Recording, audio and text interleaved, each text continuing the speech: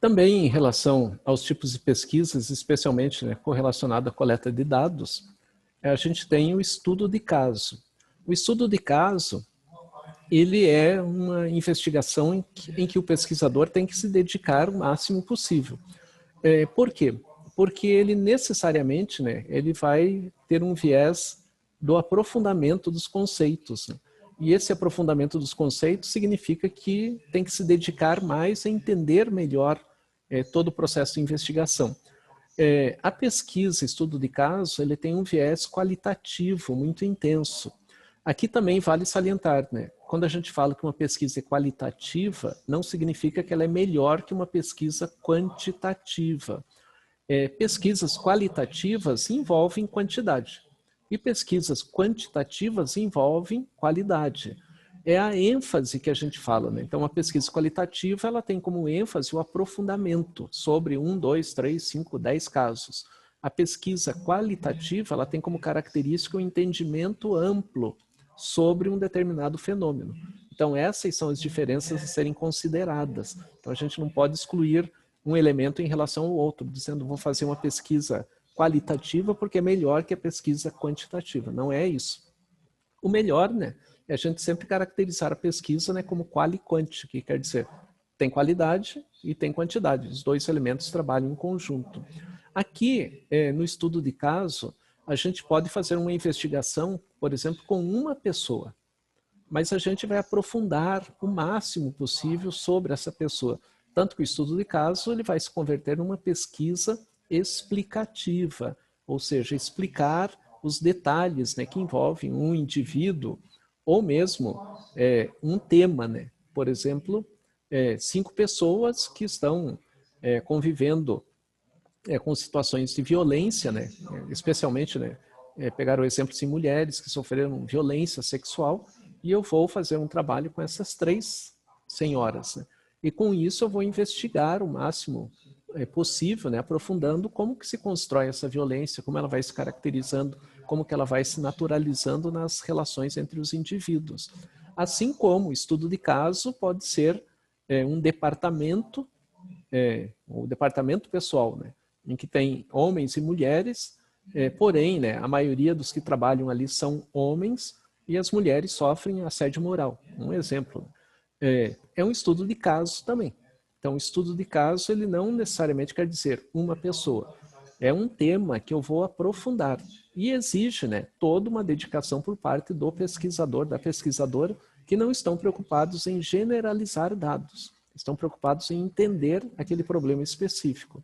O estudo de caso vai se caracterizar, né, pela investigação máximo possível do cotidiano, da vida real das pessoas, que quer dizer que o pesquisador tem que estar presente o máximo possível desse dia a dia das pessoas, da pessoa ou do grupo de pessoas investigado.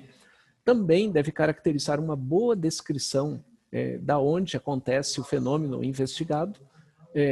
Essa boa descrição não significa identificar o lugar, o local, mas significa caracterizar de tal modo que eu entenda o que está acontecendo e como está acontecendo.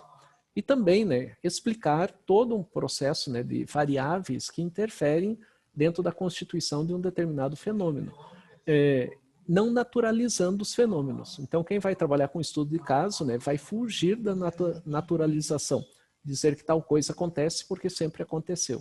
Ao contrário, vai buscar entender por que tal coisa acontece. E que esse fenômeno que acontece não é um fenômeno natural, não é da natureza, né? E sim da construção das relações vividas pelos seres humanos. Um outro trabalho também caracterizado em termos de investigação é a chamada pesquisa-ação. Essa pesquisa-ação ela se dá muito em trabalhos vinculados à realidade social e à atuação do pesquisador dentro dessa realidade social. O que quer dizer? Que na pesquisa-ação, o pesquisador faz parte do grupo que ele investiga. Que quer dizer, né, que o pesquisador vai interferir no dia a dia, na resolução dos problemas, e não só acompanhar. Então, a boa parte das pesquisas, o pesquisador chega na realidade, faz perguntas, observa, faz grupo focal, aplica questionário, entrevista, mas fica acompanhando, ele não interfere numa decisão A, numa decisão B, numa situação A, numa situação B, ele acompanha. No caso da pesquisa-ação, o pesquisador faz parte de todo o processo, quer dizer que ele vai tomar decisões junto com o grupo, ele vai sugerir caminhos para o grupo, ele vai repensar ações do grupo, questionando o próprio grupo e mudando muitas vezes as ações do grupo. O que quer dizer? Na pesquisação, o pesquisador trabalha de modo cooperativo com o grupo, ou de um modo participativo, também é chamado de pesquisa participativa ou pesquisa participante. Nesse caso, todo o processo de análise está em comum acordo com os modos de pensar do pesquisador, da pesquisadora. Eu vou interferir na realidade que eu me identifico. Quando a gente fala de que a ciência é neutra, a gente já percebe aqui que na pesquisação, né, não tem neutralidade. E a neutralidade científica, vale salientar, não existe. Porque quando eu escolho um tema para investigar, eu já estou tomando posição. Escolhi esse tema e não outro, ou outros. Então, já tomei posição. Defini esses objetivos e não outros. Já tomei posição. Escolhi esta forma de investigar. Já tomei posição também. Então, a gente não é neutro. E no caso da pesquisação, o pesquisador assume, né, toda essa condição de que ele não é neutro e que ele vai investigar um tema de interesse e não só investigar, ele vai participar. Então, o pesquisador, né, na pesquisação, na pesquisa participante ou pesquisa participativa, ele está envolvido num tema que é do seu interesse e tem como finalidade também contribuir com o grupo dos indivíduos no seu dia a dia. Né? De modo geral, né, a pesquisação ela é feita por uma pessoa que está engajada já dentro do movimento. Então, por exemplo, antes de fazer o curso de sexualidade, eu já faço parte de grupos que debatem, discutem esse tema e eu vou desenvolver a minha pesquisa dentro desse grupo a partir da minha compreensão que eu tenho anteriormente, né? Então, não é algo que eu vou descobrindo, é algo que eu já participo, já tenho até uma ação regular dentro dessa realidade.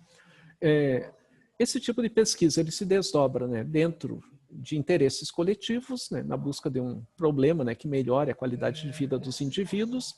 É necessariamente um trabalho cooperativo, porque mesmo que a pesquisa termine, o pesquisador continua naquele locus, o pesquisador continua atuando nessa área. Então, a pesquisa não termina com, digamos assim, ao terminar a pesquisa, o pesquisador vai para outro ambiente, para outra situação. Regularmente, né, o pesquisador, né, que faz uso da pesquisação, ele continua na realidade. Ele continua atuando para entender cada vez melhor, mesmo que essa etapa de pesquisa tenha sido concluída. Também, né, o pesquisador, né, vai fazer uso, valorizando muito mais aspectos qualitativos, no sentido, né, de entrevista ao invés de questionário, trabalho com um grupo focal, o contato, né, no dia a dia com os participantes, a comunidade em que ele está atuando, né? Se, por exemplo, tem 30 pessoas, ele vai acompanhar essas 30 pessoas, mas ele não tem como ênfase uma coleta de levantamento de dados. A ênfase não é quantitativa, a ênfase é qualitativa. Então, se tem 30 pessoas, eu vou acompanhar as 30, tentando entender suas especificidades, num modelo muito próximo do estudo de caso, com a diferença é que eu estou participando do dia a dia. Né? E no caso da pesquisa estudo de caso, eu estou acompanhando. Quando termina a pesquisa, eu vou para outra realidade, outro processo. Né? No caso da pesquisa, estudo de caso. Na pesquisa-ação, eu estou no dia a dia ali da investigação. Também a pesquisa pode se caracterizar como pesquisa documental. Uma pesquisa documental, ela é uma pesquisa teórica, e essa pesquisa teórica ela vai basicamente, né, buscar informações a serem consultadas em relação a um determinado procedimento que pode ser no presente, né, mas que ocorreu recentemente, como pode ser no passado. A ênfase é nos documentos, nos dados documentais que são apresentados. Então, ela é diferente da ex post facto, Porque lá na ex post facto, a característica é que eu vou investigar um tema. Indivíduos que vivem em tal lugar, né? Observando o passado recente desses indivíduos. Na pesquisa documental, eu vou investigar através de documentos. Então, tem que ter registros. E esses registros, né, podem ser manuscritos, podem ser fotografias, documentos impressos, enfim, né? Todo documento que tiver, né, seja ele visual, audiovisual, vai ser um registro para investigação. Dentro desse processo, né, de pesquisa documental, pode-se observar, por exemplo, relatórios, correspondências, registros, né, por exemplo, num hospital, numa unidade básica de saúde, em igrejas, fotografias, áudios diversos, né, tudo aquilo, né, que caracterize documento, se identifique como documento. Então, por exemplo, uma pesquisa documental, ela não precisa passar pelo comitê de ética. A partir do momento que eu vou consultar, né? Por exemplo, eu vou numa unidade básica de saúde e lá eu vou consultar os prontuários. E ao consultar os prontuários, né, eu não vou revelar o nome de ninguém que está lá no prontuário e não vou entrevistar ninguém, né? Só vou pegar as informações que estão naquele prontuário, né? Então, um exemplo, né? Vou numa unidade básica de saúde, a unidade básica de saúde me autoriza a ter acesso aos prontuários, eu vou ter que fazer um termo de consentimento ali relacionado aos prontuários que estou acessando em relação à unidade básica de saúde. Porém, né, eu não tenho a exigência do comitê de ética no sentido do contato com as pessoas. Eu posso apresentar no comitê de ética o trabalho para referendar todo o processo de investigação. Mas como a ênfase está em documentos, né, eu poderia verificar na unidade básica de saúde, né, qual é o número de pessoas atendidas, né, com um quadro de AIDS, né? Então, quadro de AIDS, né? Quantas pessoas são atendidas na unidade básica de saúde? Eu vou fazer um scout ali numérico, né? Então, vou ter acesso aos documentos, vou observar, né, nesses documentos qual é o tipo de medicação que foi indicado aos pacientes, quais foram as reações dos pacientes, vou fazer ali toda uma situação de dados informativos, posso usar tabelas, gráficos, mas não estou identificando a pessoalidade de cada indivíduo, as situações e assim por diante. Se caso eu quiser detalhes maiores, né, e contatos com as pessoas que estão nesses documentos, aí obrigatoriamente eu tenho que passar pelo comitê de ética. Então eu quero ter acesso aos documentos e depois entrevistar algumas dessas pessoas, aí sim eu tenho que passar pelo comitê de ética. No caso do acesso aos documentos, eu preciso do termo de liberação da unidade básica de saúde. E à medida que ela libere para que eu acesse os dados, e o compromisso que eu tenho ali nesse termo é de não expor os dados dos indivíduos, aí não teria tanto problema. Mas muitas vezes, né, tem alguns casos que os comitês de ética solicitam, não é uma regra, mas existem casos em que os comitês de ética solicitam a apresentação da pesquisa por ela abordar documentos delicados, digamos assim, da vida das pessoas. Então, não é uma regra para todos os comitês de éticas, mas alguns solicitam que documentos sejam apresentados. No caso do Comitê de Ética da Universidade Positivo, havia o pedido de que, se o pesquisador fizesse nesse caminho, e essa orientação que a gente dava aos professores, mesmo que fosse uma pesquisa documental, que fosse apresentada ao Comitê de Ética, né? Então, a gente, no Comitê de Ética da Universidade Positiva, orientávamos os professores para que eles encaminhassem, né, para avaliação no Comitê de Ética pesquisas documentais. Mas não é uma regra que todo comitê de ética venha a seguir, né? E o elemento central, né, é o cuidado com as informações, né? Esse que é o cuidado principal. Informação versus conhecimento. Então é importante, né, que a gente estabeleça a seguinte condição, né? A informação, de modo geral, ela é objetiva e é subjetiva. O conhecimento, ele se caracteriza como subjetivo. E a gente tem que pensar assim, né? O conhecimento é algo fundamental, né, para todos nós, Porém, muitas vezes, né, o conhecimento faz com que a gente perca a informação, que quer dizer o aprofundamento. O conhecimento significa, né, a gente recebe informações, de modo geral, que as pessoas falam por aí, e a gente fica nesse conhecimento.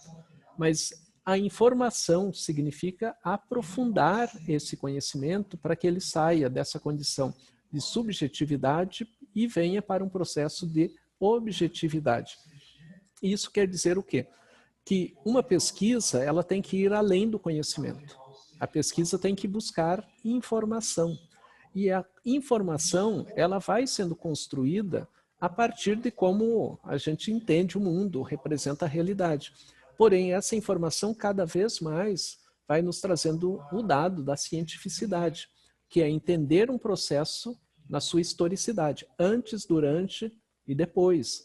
E como que ele vai se constituindo ao longo do tempo. O conhecimento, por sua vez, ele acaba ficando mais num aspecto pessoal, no entendimento de grupos que podem compartilhar esse conhecimento, mas não é um conhecimento em que as pessoas aprofundem. Não é um conhecimento, o conhecimento ele não se estabelece pelo aprofundamento, mas sim pela réplica da informação. Então, o conhecimento, muitas vezes, a gente passa de um modo caracterizado por senso comum, né? Então, recebi uma informação, é como o WhatsApp aí, que a gente recebe, né? Alguém viu uma coisa, passa por outro, que passa por outro, que passa por outro, e todos nós tomamos conhecimento desse fenômeno. Porém, a gente não se informa sobre o fenômeno.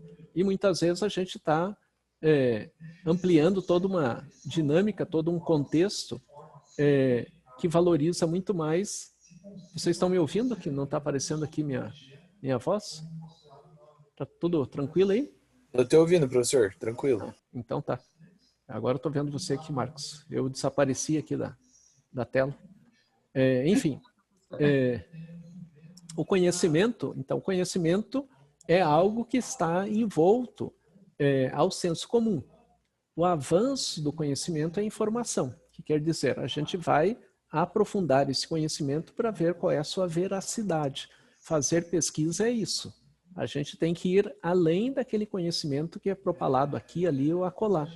E à medida que a gente vai fazendo esse processo de informação, a gente vai apresentando competência. E essa competência significa entender melhor o mundo real, as características desse mundo e como ele vai se constituindo, como ele vai se apresentando a cada um de nós, né? Então a gente tem que fugir da aparência para avançar em direção à ciência.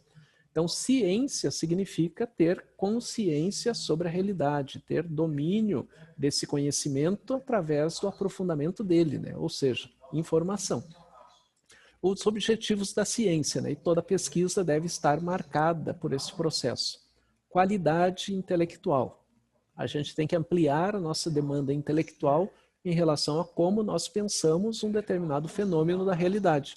E, ao mesmo tempo, a gente tem que estar aberto a dúvidas da nossa própria certeza. Tem uma expressão que diz assim, ó, duvide de tudo. Quem desenvolveu essa questão da dúvida foi um movimento filosófico grego chamado de céticos. Os céticos duvidavam de tudo que existia, inclusive da própria dúvida. Porém, né, apesar, né, de duvidar-se de tudo, e era uma característica, né, que os céticos apresentavam, né, duvida-se de tudo que tiver pela frente, né, mas não se constrói algo além da dúvida. Porém, a gente diz que a dúvida é o caminho para que a gente tenha a informação. Então, se nós temos conhecimentos, temos informações sobre diferentes coisas sobre o mundo, não vale a frase só duvidar do que o outro diz. Vale também duvidar do que a gente diz. E num processo de construção de uma pesquisa, à medida que a gente vai encontrando determinadas informações, conhecimentos, duvidar desses conhecimentos é importante para que a gente construa a nossa vida intelectual. E com isso a gente pare, pense e refaça, reveja, reconstrua. Isso é produzir conhecimento, é só a gente pensar historicamente. Como que a sociedade avançou em relação ao domínio do conhecimento, né, a informação, o avanço intelectual, seja nas ferramentas ou em qualquer outra situação, foi duvidando do que se produziu anteriormente. Então, se o ser humano não duvidasse das pedras que eles usaram para fazer riscos nas cavernas, a gente estava usando aquelas pedras até hoje para registrar dados nas cavernas. Ao contrário, né? O ser humano foi criando novas perspectivas, né? Uma pedra diferente que escreve melhor do que qualquer pedra. Essa pedra se transforma no giz, esse giz se transforma no lápis, se transforma na caneta, se transforma no computador, no celular e assim por diante, né? Outro aspecto importante de uma pesquisa é produzir qualidade de vida. E essa qualidade de vida, né, ela tem que ser concreta, material. Que quer dizer, né, se a gente vai discutir sobre questões da sexualidade, a gente vai ter como base, né, um melhor entendimento sobre o que é a sexualidade dentro do tema, né, que a gente está desenvolvendo e como que a gente pode construir essa temática, não só para nós, né, enquanto pesquisadores, enquanto pessoas que se formam no entendimento aí de especialistas em sexualidade humana, mas também como que a gente contribui para a vida das pessoas. Então, a nossa pesquisa, como que vai ajudar a outras pessoas, né, a enfrentarem as contradições que envolvem o entendimento sobre a sexualidade humana, independentemente se a pesquisa é teórica ou se a pesquisa tem coleta de dados. Como eu disse para vocês, a pesquisa é uma praxis, ela tem teoria e prática, independentemente da ênfase que se venha a dar. A ciência não vai responder todas as perguntas do mundo. O trabalho de pesquisa não vai responder a todas as perguntas que surgirem ao longo do caminho. A característica da ciência não é prever o futuro. A característica da ciência é investigar o presente para entender o futuro. E isso que a gente faz uma pesquisa. Então, se a gente na pesquisa, né, tem dúvidas, questionamentos e a gente não sabe as respostas, é só a continuidade das diferentes pesquisas que vão ocorrer ao longo do tempo que vão trazer para cada um de nós uma melhor compreensão. Então, a ciência não é a resposta. A ciência é a dúvida. E uma dúvida que busca respostas. E essas respostas, quando forem atingidas, que sejam as mais consistentes possíveis. Mas isso não quer dizer que a gente não duvide da resposta encontrada. Então, quando a gente encontra uma resposta, a gente tem que duvidar da resposta para continuar produzindo conhecimento. Um conhecimento informativo e não um conhecimento de senso comum. Quando o conhecimento é de senso comum, ele vira crença. E na crença a gente não tem dúvida. A gente tem só certeza. Então, crença é acreditar que aquilo é a verdade. Ponto final. A ciência, a pesquisa, tem que trazer a dúvida. A dúvida significa que quando eu encontro algo consistente, eu estabeleço ali um achado na ciência. Mas eu tenho que duvidar dele para continuar fazendo ciência. Se a ciência passa a considerar aquele achado como a expressão da verdade, acabou a ciência. Ela virou uma crença. E a ciência, né, tem que possibilitar novas descobertas, novos produtos para uma melhor qualidade de vida dos indivíduos. E dentro desse contexto, né, a gente tem que pensar que a nossa pesquisa ela deve produzir novas investigações, novas reflexões, novas ideias. É essa a ênfase. Não é a característica de que minha pesquisa tem que trazer um dado que nunca antes no mundo ninguém encontrou. Não é isso. Novas descobertas, o que elas significam? Vou trabalhar com 3 pessoas. Essas 3 pessoas nunca fizeram parte de uma investigação. E ao fazer a investigação com essas 3 pessoas, eu começo a encontrar dados consistentes, interessantes, importantes para as próprias pessoas e para a própria pesquisa, para a própria ciência, enfim. A ciência, né, ela pode se classificar de diferentes modos, né?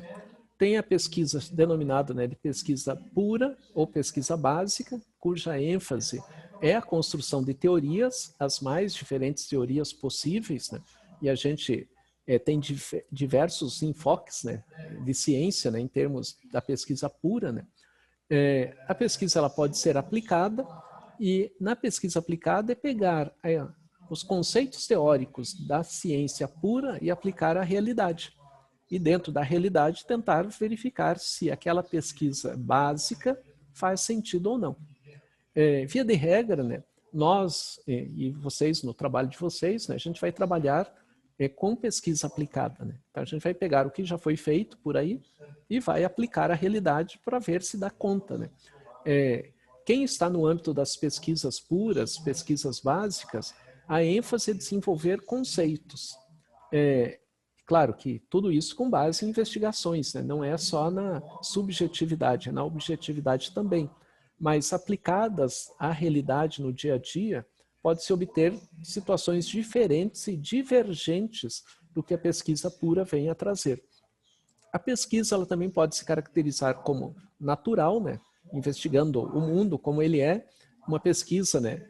Com base natural, essencialmente uma pesquisa de observação. A gente vai observando o mundo e vai vendo como as coisas vão acontecendo. A pesquisa pode ser social. Nessa pesquisa social, ela pode se caracterizar para além da observação, como da própria participação do indivíduo, né, na investigação sobre o que ele entende. A pesquisa ela pode ser uma pesquisa biológica, onde se vai investigar, né, quem é o ser humano nas suas características fisiológicas e como que ele se relaciona com o mundo, com a realidade, com o que está à sua volta. A pesquisa ela pode ser exata e com isso, né, ela vai ter por base todo um conhecimento de física, química, matemática, neurociências, por exemplo, né, que fazem uso de informações exatas, né, matemáticas para entender um comportamento, como a neurociências pode estar ali amarrada ao aspecto das ciências biológicas, no entendimento do comportamento humano, ou como pode estar amarrada a pesquisas em ciências humanas, né? E ciências humanas, né, vai envolver, né, entendimento do comportamento do indivíduo na sociedade e suas características específicas, né, como que o ser humano vai se construindo. Vale salientar, né, que a nossa ênfase ela pode estar estabelecida. Deixa eu voltar aqui. A nossa ênfase ela pode estar estabelecida como pesquisa social. Então, a gente pode fazer a nossa pesquisa, né, como uma característica de pesquisa social. Nós podemos fazer a pesquisa como característica de pesquisa natural. Pode ser também pesquisa aplicada. Como eu disse para vocês, né, a gente não vai desenvolver teorias, né? Então, a gente não vai ter uma pesquisa pura, uma pesquisa básica. A pesquisa ela pode ser uma pesquisa biológica, levando em conta o entendimento, né, fisiológico do ser humano, e pode ser uma pesquisa correlacionada às ciências humanas, né? Exatas, né? Dificilmente a gente vai estar fazendo uma investigação compondo o comportamento humano correlacionado às questões físicas, matemáticas, químicas, enfim, né?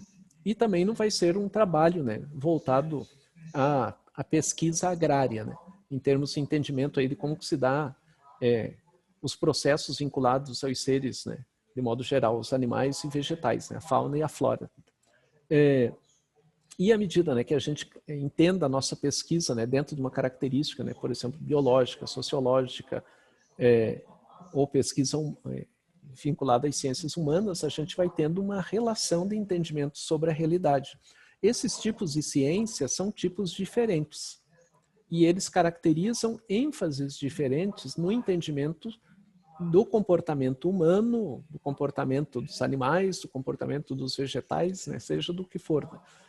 A característica de modos diferentes de entender a realidade que definem a ciência também de modo diferente, né? A ciência com as suas peculiaridades, digamos assim. Tipos de conhecimento, né? Então, a gente pode ter o conhecimento popular, e a característica do conhecimento popular é superficial, sensitivo, subjetivo, sistemático, acrítico.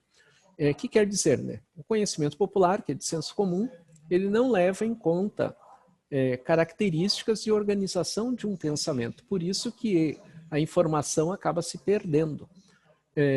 E esses conhecimentos eles vão se formando de acordo com o contexto. A gente forma uma ideia aqui, perde a ideia ali, né? Forma a ideia acolá, perde a ideia posteriormente. O que eu afirmei com toda a convicção hoje, daqui 2, 3 semanas, eu afirmo o inverso.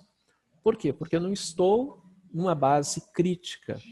E ao contrário, né? Eu estou me guiando pelas informações do momento. O conhecimento filosófico ele já tem toda uma ordenação maior em termos de entendimento da realidade. Ele trabalha, né, com aspectos valorativos, racionais, sistemáticos, porém não são verificáveis, porque na discussão filosófica a gente fica com base na reflexão, na análise, na compreensão de um determinado fenômeno. A gente está vinculado às ideias, né, fundamentalmente. E uma característica de ser infalível, né? Infalível por quê? Porque no conhecimento filosófico eu não tenho como verificar se um determinado elemento de realidade é viável ou não. Mas do ponto de vista filosófico, da análise, da reflexão, da subjetividade, eu posso considerar que aquilo é possível, né, de realizar-se, enfim. O conhecimento científico, ele é um conhecimento real, que quer dizer, né, vai explicar aquilo que a gente está acompanhando, é acumulativo, ou seja, aquilo que aprendeu-se antes vai interferir no que vai se aprender depois, sistemático, pois quanto mais sistemático, melhor o entendimento daquilo que foi comprovado, né? Mesmo que a comprovação seja provisória, é verificável, ou seja, eu encontrei uma vez, vou refazer o procedimento para encontrar uma segunda, terceira, várias vezes, enfim. E ele busca a exatidão, mas ele não é exato. O que quer dizer, né? Quando se encontra um resultado, não significa que se tenha a explicação de tudo no universo. Se tem uma explicação provisória sobre aquele fenômeno no universo. E aquela informação vai durar até que se encontre um conhecimento que o supere. Então, se o princípio de Arquimedes é válido até hoje, desde a Grécia Antiga até hoje, não é por falta de questionamentos. Então, muitos questionamentos foram feitos e ele foi se estabelecendo e foi se mantendo historicamente. Mas nada impede de amanhã, né, o princípio ser superado. O conhecimento religioso, ele é valorativo, ele é inspiracional, ele é sistemático, porque tem toda uma história basada aí nas diferentes interpretações da Bíblia. Não é verificável, pois não tem como ver se aquilo ocorreu ou não ocorreu. E ele se caracteriza como infalível, né? O que quer dizer, né? Traz uma verdade, um dogma que a gente tem que acreditar, né? Ou seja, se não acreditar no dogma, você está fora do contexto do espírito religioso. Diferentemente da ciência, né? Então, a ciência, para ser um conhecimento efetivo e uma pesquisa científica, ela tem que superar dogmas, ela tem que superar tabus, ela tem que verificar o que ela encontra. E aquilo que ela encontra é o que deve ser estudado, analisado e assim por diante. Nós podemos fazer estudos científicos vinculados ao conhecimento popular, ao senso comum, à filosofia e à religião. Não tem problema nenhum. Só que a leitura desses diferentes elementos de produção de conhecimento deve estar amarrado pela informação, pelo aprofundamento e pela explicação daquilo que se investiga, mesmo que os resultados não sejam resultados finais. Mas deve-se trazer, né, reflexões e análises sobre a própria produção do conhecimento. E, fundamentalmente, né, entender que o resultado não vai ser a explicação efetiva de tudo aquilo que a gente entende no mundo, mas vai ser uma explicação provisória daquilo que a gente está buscando entender, né, sobre a realidade, sobre suas características, sobre a compreensão dos fenômenos que estão à nossa volta. Então, o conhecimento científico é resultado da investigação, e essa investigação busca solucionar problemas. Então, se a gente está nesse planeta aonde está, é porque o ser humano se deparou com problemas, questionou os problemas, duvidou dos problemas e buscou superar os problemas. E essas explicações são caminhos científicos. Então, a gente diz basicamente, o ser humano, biologicamente, ele não voa. Mas o ser humano, quando começou a observar que haviam espécies que voavam, nutriu nele um problema. Eu quero voar também. E ao querer voar, o ser humano cria as leis da física. As leis da física não estão no pássaro que voa. As leis da física estão na cabeça do ser humano. Então, o ser humano cria, inventa as leis da física e aplica a realidade. Aplica uma vez, não dá certo, aplica uma segunda, não dá certo, uma terceira, uma quarta, diversas vezes, até que a física vai se constituindo para explicar como que o pássaro voa. E o ser humano passa a aplicar esse conhecimento, essa explicação a si mesmo. E hoje a gente diz, né, que o ser humano voa. Então o ser humano voa por quê? Porque ele dominou o conhecimento, porque ele dominou o entendimento sobre como o voo dos pássaros acontece. E à medida que esse conhecimento avança, a gente vai avaliando, entendendo e compreendendo o mundo. E uma pesquisa, ela não deve ser considerada ruim ou inadequada quando a gente sofre críticas. Crítica significa análise. E a crítica, ela pode ser boa ou pode ser ruim. Mas quando a crítica é uma crítica ruim, né, dizendo assim, está faltando isso, está faltando aquilo, faltando aquele outro, muitas vezes a gente fica triste, a gente fica chateado e assim por diante, né? Porque alguém avaliou nosso trabalho que a gente ficou lá um bom tempo se dedicando como um trabalho inconsistente, faltando isso, aquilo, aquele outro. O que a gente tem que pensar é que a crítica faz parte da construção da ciência. E quando a gente faz um trabalho, por mais que tenha se dedicado e ali tem inconsistência, quando uma pessoa analisa o trabalho, a pessoa está analisando e dando orientações para que a gente possa superar e entender melhor a própria dinâmica do que é a ciência e como ela se caracteriza. A gente está no finalzinho aqui desse tópico, né? Então eu vou parar a gravação aqui e a gente já recomeça.